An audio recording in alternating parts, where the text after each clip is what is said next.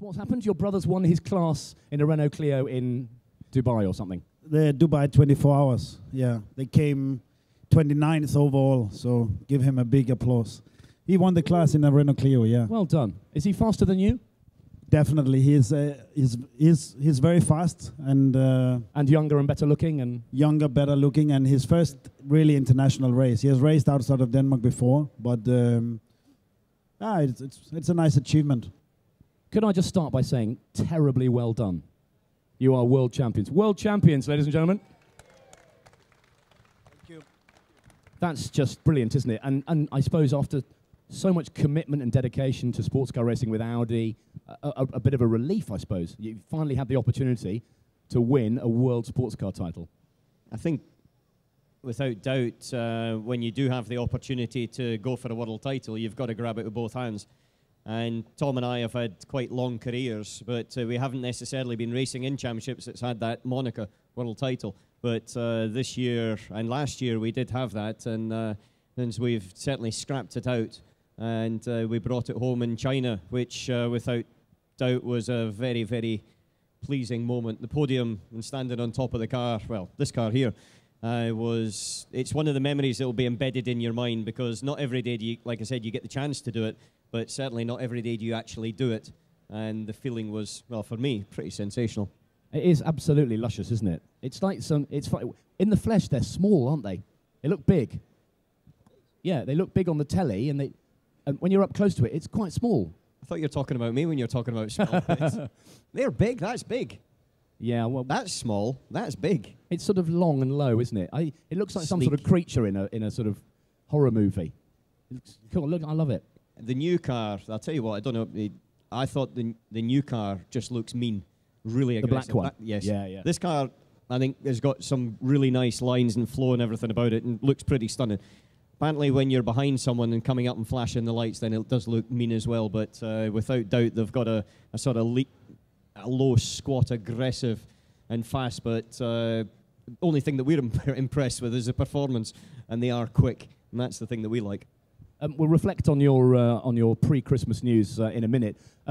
Tom, looking forward, World Endurance Championship 2014. You're going to defend your title, aren't you, with Audi?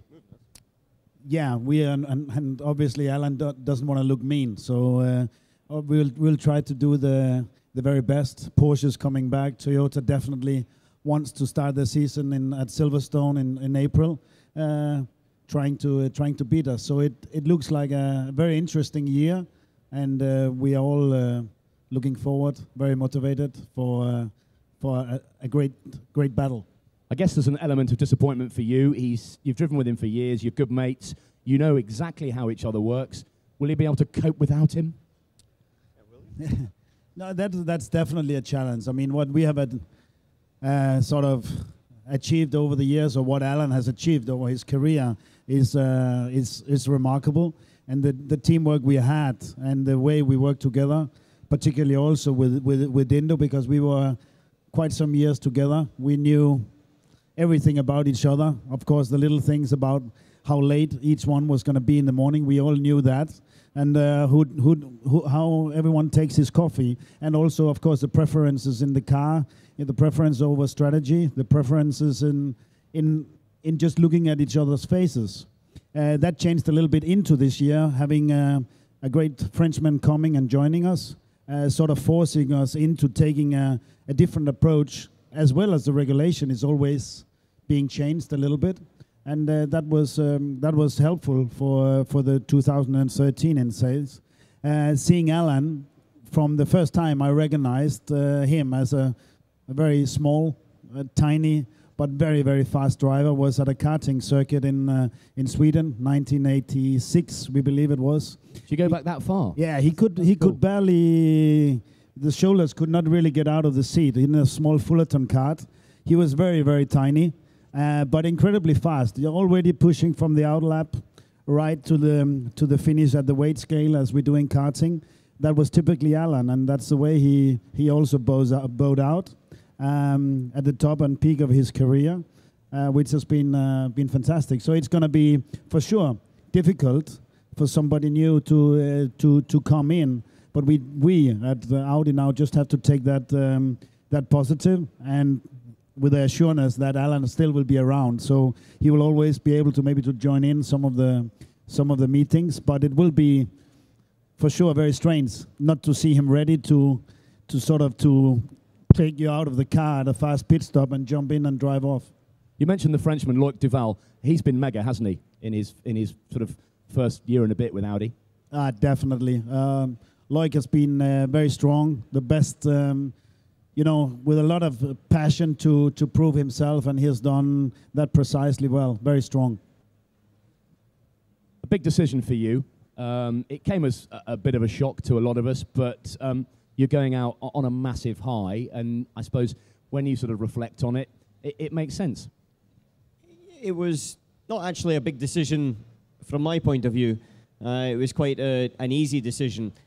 Difficult insofar as that when you've done something for such a long time at such a high level, and you're also still very successful at it, like, there is a small question, well, why would you want to do something different? But in terms of where I was, what happened in 2013 and the victories we had, and the situation that arose, that it was exactly the right time for me just to say, no, this was going to be the last season with the program.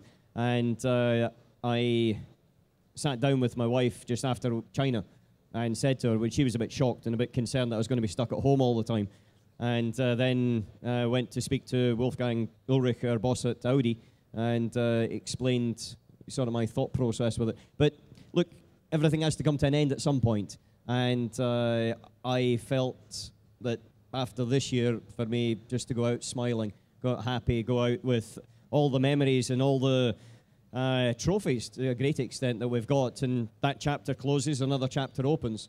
And that's where we are now at 2014. So you made the decision fairly quickly. It wasn't something that you were thinking about. I'd mulled around a wee bit after Le Mans. It sort of started to pick up a little bit. And when we won in Austin, which I think, for me, Tom, that was probably the best victory of the year in a lot of ways, because I think we did everything perfectly from start to the end of the weekend. Just every piece of execution of it was 100%. Then it looked like the championship could come. And so things were starting to then build up my mind. And in my opinion, that as soon as it starts to build up, that's the time you've got to do it. Because if you don't commit 150% to an overtaking maneuver or a career or whatever else, then you're not doing what you instinctively have done for all of that time. And so from that point of view, it was pretty sure that Bahrain was going to be the last one. We're used to Austin from a couple of Grand Prix that we've seen there, but in a sports car, is it as mega as people say? It is for me. You mean Austin? Yeah, it's a fantastic circuit. It's a great coming into the calendar. It's a good way to be. But having said that, it's a diametral sort of opposite of Sebring. I would say the race circuit we left in the States to go to there.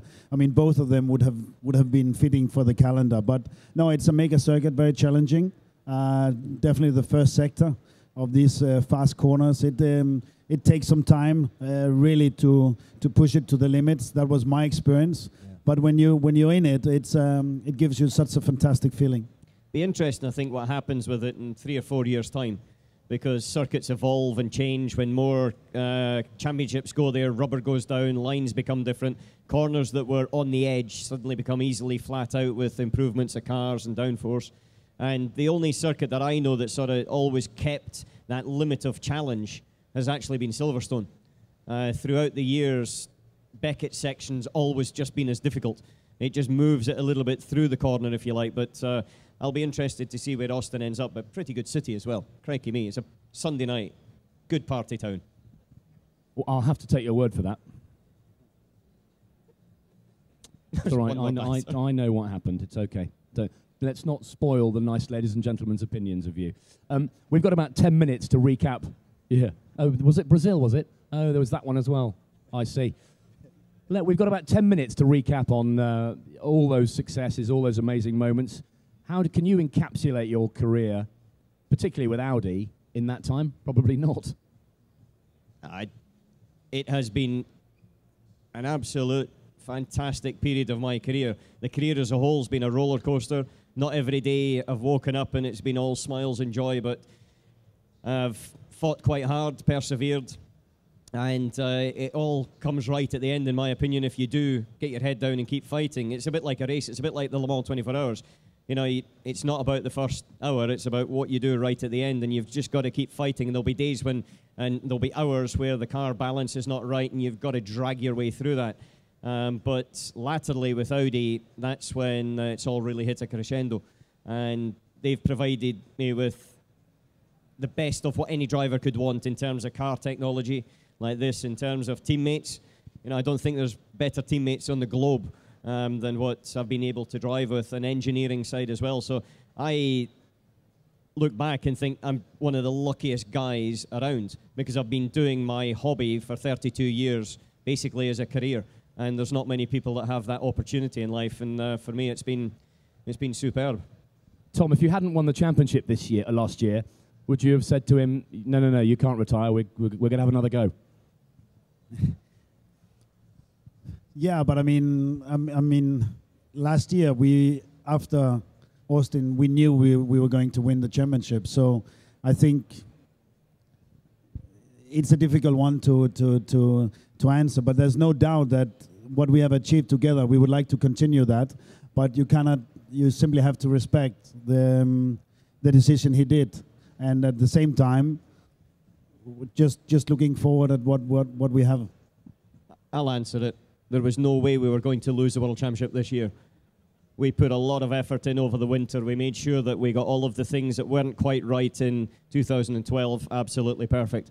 And I don't think there was any way that him or I were going to allow that to slip away. Let me rephrase the question. If you hadn't arrived at the point where you could say we are going to win it, and it hadn't happened, would you have stuck around? But you look all negative, don't you? Look at the positive side. No, it's only because I didn't want you to retire, mate. No. It was never, to be honest with you, it was never in my mind that we wouldn't win it this year. And it was, like I said, after Le Mans, when we had a good strong hold, that it started to pick up a little bit of momentum. But the crux is that through the winter of 2012, early 2013, there was a lot of hard work going on behind the scenes by the engineering group, by us as drivers. We made a few little tweaks, like coming in, bringing him into the system as well, because he's quite a different personality to Dindo, as you know. And I think the effort there just paid fruit right from the first moment at Silverstone, and that we carried that momentum all the way through. And those championship seasons, unless you're Sebastian Vettel at the moment, don't happen every year. And so therefore you grab them when you can. Tom, your 9th Le Mans win in 2013. I know it was a bittersweet event for you, wasn't it? I want to mention Allan Simonsen, your fellow Dane.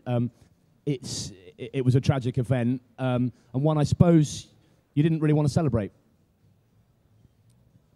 No, I mean, for sure not, in the respect of a fantastic person as well as a driver.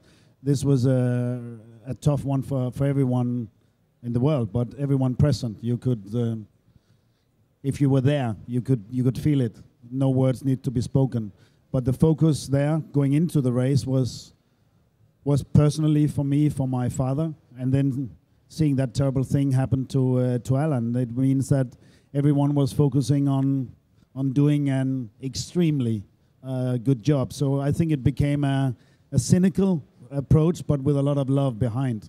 And I think that was a feeling like everyone had. And you could just sense the concentration we had in our car. This one, we didn't want to slip away. We want to win that, and we want to win it for Allan Simonsen.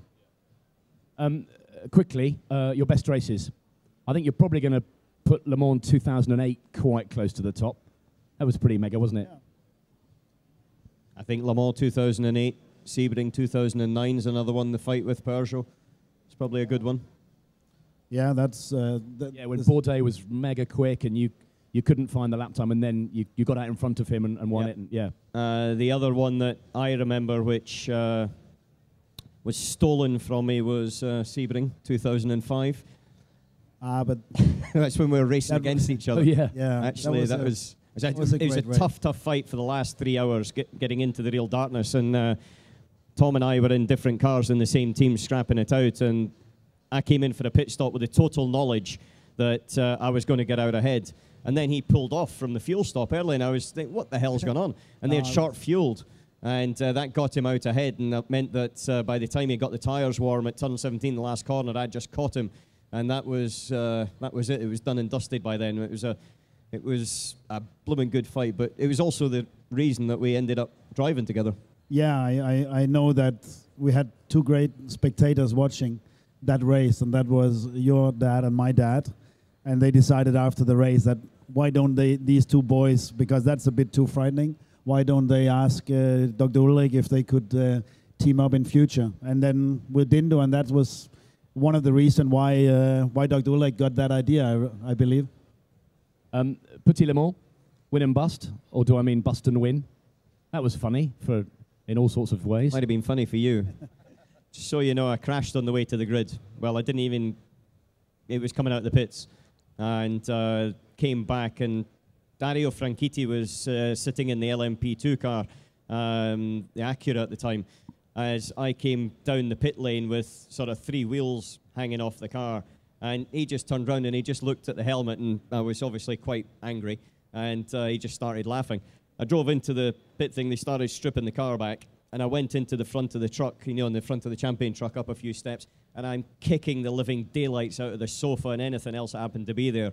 And Emanuele Pirro and Dindo Capelli were my teammates that race, came in with the happy Italians. Oh, everything okay, car's on the grid. I said, have you looked outside?